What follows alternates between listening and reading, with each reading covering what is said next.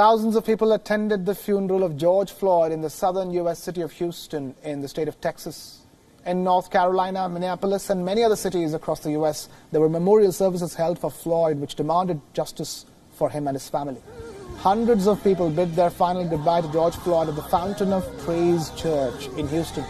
The memorial service for Floyd has become a symbol of the fight against racism in the United States of America.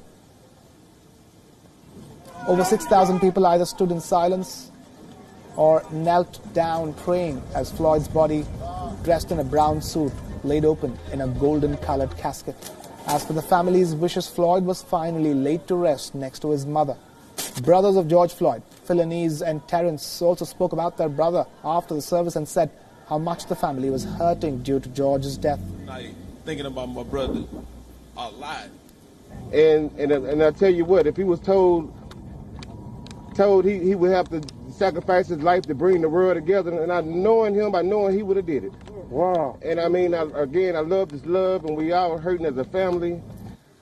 Brooke Williams, the niece of George Floyd, also spoke at her uncle's funeral. She said that the laws were designed to disadvantage black people. These laws need to be changed. No more hate crimes, please. Someone said, make America great again. But when has America ever been great?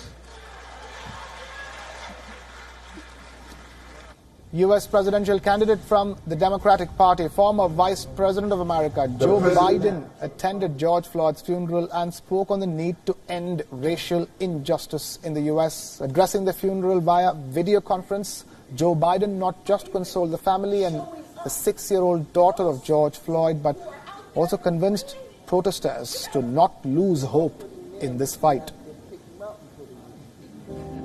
Ladies and gentlemen, we've got to deal with the denial of the promise of this nation to so many people for so long.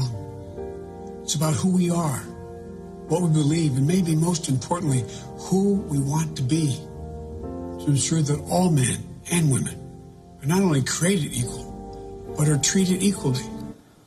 Hollywood actor Jamie Foxx and civil rights leader Reverend Al Sharpton were among the few celebrities who attended George Floyd's funeral. Jamie Foxx, who has been vocal about racial injustice in America, has been a participant in the Black Lives Matter protests over the past 2 weeks. Speaking along with him was Reverend Al Sharpton, who said that Trump was trying to stop the demonstrations rather than police brutality. Until the law is upheld and people know they will go to jail, they're going to keep doing it because they're protected by wickedness in high.